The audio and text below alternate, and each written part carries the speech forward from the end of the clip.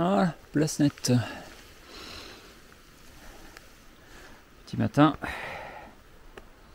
Temps d'y aller. Et voici là-bas le col où je me rends. Et là en dessous, le lac Baïcho, au-dessus duquel j'ai dormi. Je ne me suis pas baigné, pas nécessaire, j'ai eu ma douche privative.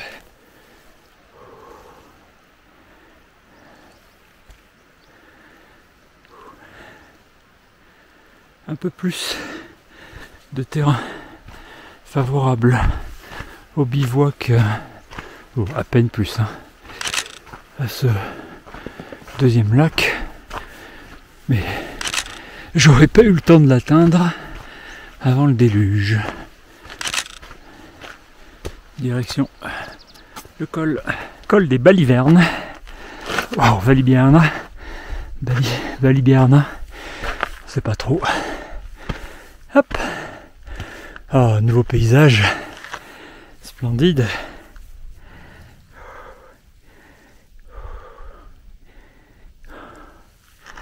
Et derrière moi, je laisse ces 2-3 lacs Baïcho. J'ai bivouaqué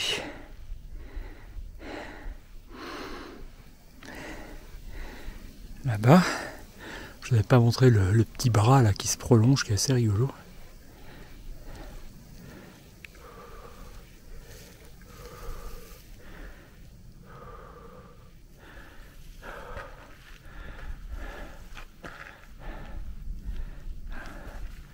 Cap de Lozay. Allez, il y a juste là en dessous, il y a le refuge Cap de Lozay. Mais bon, moi je continue là. Maintenant, descente vers Conangle.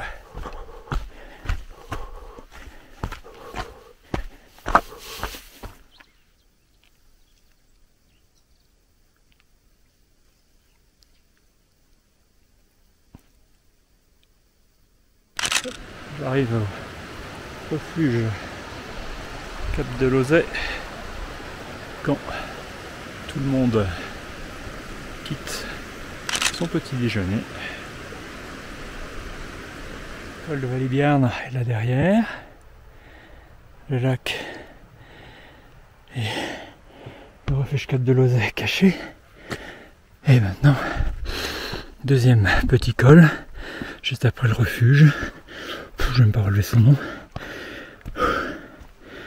Et de là, je crois, je suis pas certain, mais je crois que c'est la descente assez directe vers Conangle, donnée en 4h15 depuis le refuge.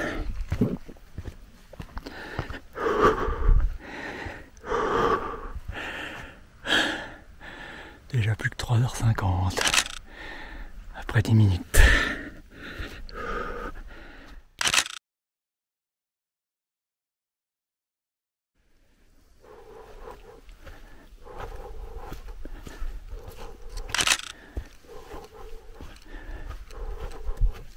Ce vallon avec tous ces lacs est absolument splendide.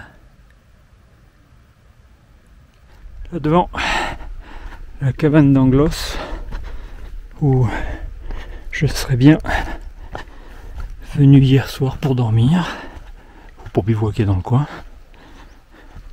Mais bon, la météo en a voulu autrement.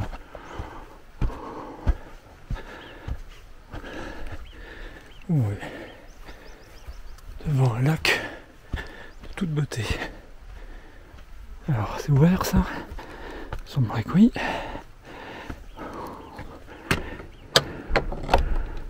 Hop.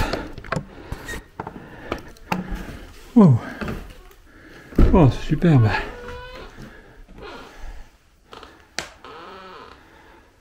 Grande banquette, plus une mezzanine. Une table. Des bancs. Ça sent bon la résine. Enfin la peinture. Plutôt.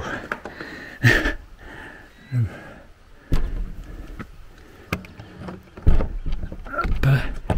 au glisse. Voilà ce qui arrive quand on n'a plus qu'une main. Hop. Une très jolie cabane.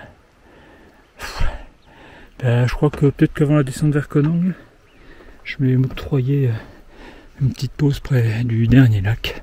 Je peux avoir des regrets parce que hier soir, sans l'orage, j'étais ici à 20h30.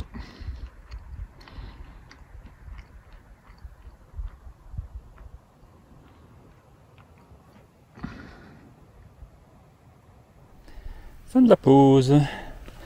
Place nette, à l'abri de ce petit rocher, au bord de ce très joli, très beau lac. Et maintenant, grande descente vers le refuge de Conangle. Et de là, on passera dans le parc d'Ectorte.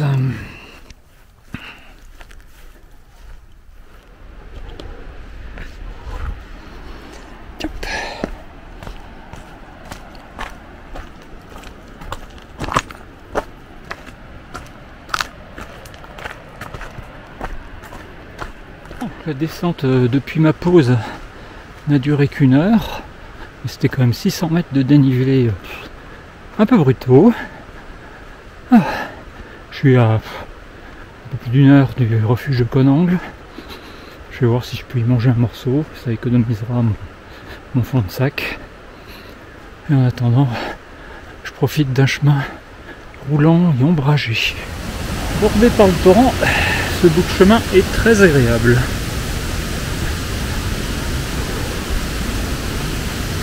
On s'arrêterait bien ici ou là, près d'une cascade, pour rêvasser.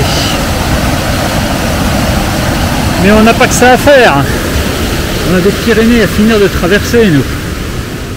Ici et là, un petit banc, sympathiquement installé. Hop. Ok.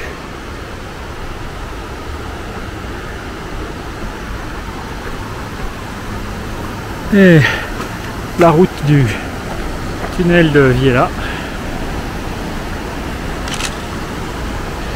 Tchouf. Refuge de Conangle, 50 minutes. Bon. Port de Rius. Là-haut, à gauche ou à droite, je sais plus. Il y a un mois, je passais Molière, là-bas. Encore et toujours la course à l'orage qui va encore me bloquer tout à l'heure. Je sais pas où. À me faire tronquer chaque journée de 2 à 3 heures. En cumulé là depuis une semaine. J'ai l'impression de ne pas avancer. À m'agace. La montée du port de Rius m'a claqué. En termes de mauvais chemin casse-pattes, je me souvenais d'un truc pénible. C'est pire que mon souvenir. À la port de Rius, et on va découvrir le lac un peu après. Ouh, ça se couvre aussi par là. Lac de Rius. Et tant pis pour la course à l'orage, j'ai besoin de me foutre à l'eau. Ben, la baignade fut revigorante et salutaire. Ouh, qu'est-ce que ça fait du bien. Oh, regain d'énergie. Bon, allez, on va regagner le chemin. Je vais prendre la direction de la Restanca par le GR11 parce que c'est plus court et la météo est ce qu'elle est. L'orage peut s'amener assez vite. Il y a une cabane à mi-chemin, donc si l'orage s'amène un peu plus vite, je peux toujours essayer. Sinon, ben, j'essaie de prendre place à la Restanka pour attendre que l'orage passe et puis bon, sans je peux pas bivouaquer, donc enfin pas officiellement. Ah. Quel regret de ne pas faire un tour plus important là, tous les lacs là. Mais là on a trop de contraintes météo, contraintes d'un rendez-vous dans 2 jours, donc contrainte de pas de bivouac dans le parc, c'est trop, donc ça va être direct vers la Restanka. Et à la limite, s'il y a de la place pour dormir à la Restanka, je vais le faire parce que je pense pas qu'avec l'orage je vais avoir le temps, la possibilité d'aller vers Colomers et d'y trouver de la place. Bon. Si je ne me fiais qu'au temps devant moi, je marcherai aussi longtemps que possible. Mais il faut bien que je me retourne. Et j'ai quand même ça qui m'arrive dessus. Bon.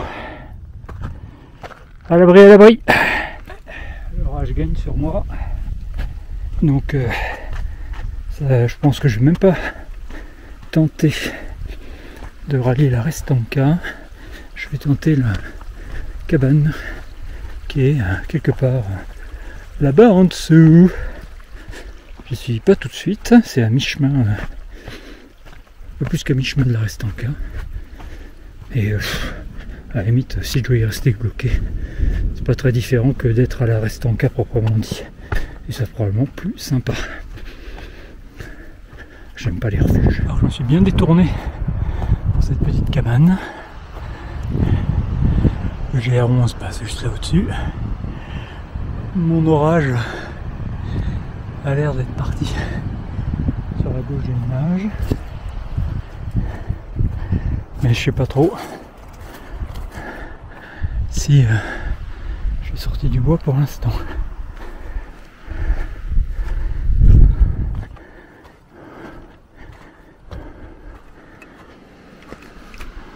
Ça a l'air d'être accessible, on va voir ce que ça raconte. C'est sommaire, de quoi accrocher son linge, de quoi faire du feu, un genre de petite table, un banc. Sinon c'est dormir par terre. Bon, je vais faire une pause, le temps de voir ce que raconte l'orage, quoi. Bon, la pluie serait là, je m'installerai puis je patienterai. Maintenant, le chemin qui est là en face descend sur Salardou, et là-bas, il y a de l'hébergement. Et je suis assez tenté de chauffer dans cette direction. Bon, je squeeze le parc d'Ectorte, mais dans l'orage, ça n'a aucun intérêt. Ça me permet de m'avancer, d'échapper à la partie dangereuse de l'orage, d'échapper à l'interdiction de bivouac, qui complique tout. Parce que sinon, bah, j'avancerai et puis je planterai le bivouac là où l'orage me rattrape, mais bon, enfin, c'est compliqué, quoi. Donc faut que je repasse le torrent, et je rattrape le chemin de l'autre côté, et ça va être descendre tout chousse à Salardou. Allez hop, adopté. Toi l'orage, tu restes là-haut. Dernier petit salut. Par Ectorte. La Restanka est par là. Donc les conditions se dégradent encore plus. Bon, descente dans la vallée, retour à Salardou. Je crois qu'il y a des places au refuge en pleine ville. Ça va me permettre de... Bon, j'ai aussi un problème d'alimentation, parce que à force d'être retardé, la jointure de ravitaillement que Catherine devait me faire, en fait, décalé de 2 jours presque. Oups, je vais avoir faim, donc à Salardou je vais pouvoir me nourrir, je vais pouvoir compléter le ravito, rejoindre le port de la Bonaigua facilement, et tout ira bien. Demain je vais pouvoir cavaler, peut-être même aller au-delà d'Alos d'Isil, j'espère, on verra, dépendra du temps. En attendant, une bonne petite descente par là, et puis après, de la piste, de la piste, de la piste. Eh bien, c'était un très joli chemin, très sympa, bien fait, bien agréable à descendre, avant d'arriver au parking. Et à la piste.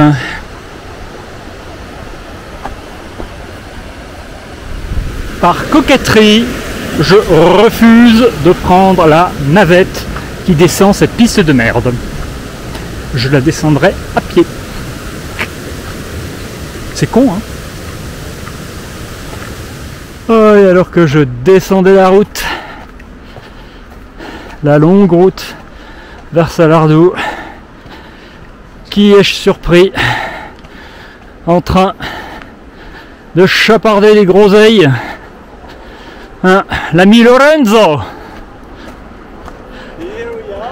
Et hop, on se retrouve.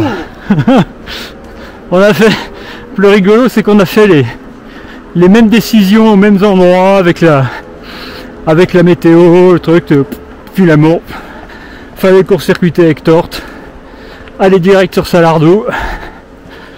Et ben résultat, on va se retrouver dans le même refuge et on va se faire un petit challenge tapas. The Tapas Challenge. How is the Tapas Challenge? Retour à Salardou. Salardou, here we are.